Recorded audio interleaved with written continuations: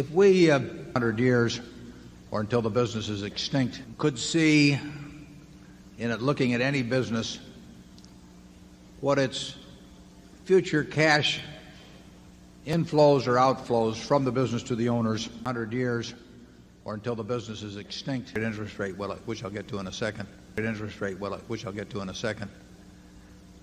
that would give us a number for intrinsic value. In other words, it would be like looking at a bond that had a whole bunch of coupons on it that was due in 100 years. And if you could see what those coupons are, you can figure the value of that bond compared to government bonds if you want to stick an appropriate risk rate in.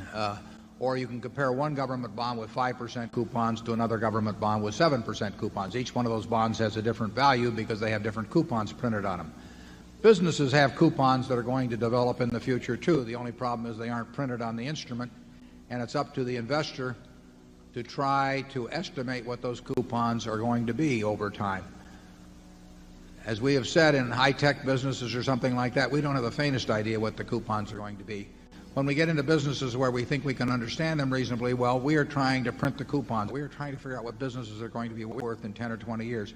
When we bought See's Candy in 1972, we had to come to the judgment as to whether we could figure out the competitive forces that would operate the strengths and weaknesses of the company and how that would look over a 10 or 20 or 30-year period.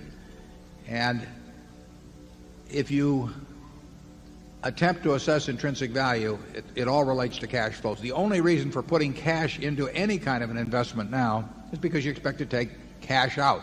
Not by selling it to somebody else, because that's just a game of who beats who, but in a sense, by what the asset itself produces. That's true if you're buying a farm, it's true if you're buying an apartment house, it's true if you're buying a business.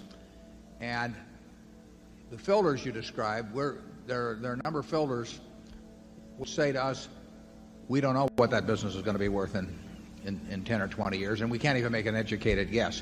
Obviously, we don't think we know to 3 decimal places or 2 decimal places or anything like that, precisely what's going to be produced. But we have a high degree of confidence that we're in the ballpark with certain kinds of businesses. The filters are designed to make sure we're in those kinds of businesses.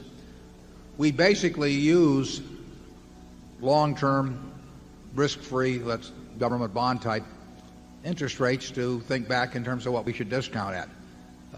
And that's what the game of investment is all about. Investment is putting out money to get more money back later on from the asset, and not by selling it to somebody else, but by what the asset itself will produce. If you're an investor, you're looking at what the asset is going to do. In our case, businesses. If you're a speculator, you're primarily focusing on what the price of the object is going to do, independent of the business, and that's not our game. So we figure if we're right about the business, we're going to make a lot of money, and if we're wrong about the business, we don't have any hopes. We don't expect to make money. And in looking at Berkshire, we try to tell you as much as possible as we can about our business, of the key factors. Those are the things that Charlie and the things we put in our report about those businesses are things that we look at ourselves. So if Charlie had nothing to do with Berkshire, but he looked at our report, he would probably, in my view, he would come to pretty much the same idea of intrinsic value that he would come to from being around it, for X number of years. The information should be there. We give you the information that if the positions were reversed, we would want to get from you. And in companies like Coca-Cola or Gillette or Disney or those kind of businesses, you will see the information in the reports. You have to have some understanding of what they're doing, but you have that in your everyday activities. You'll get that kind of knowledge.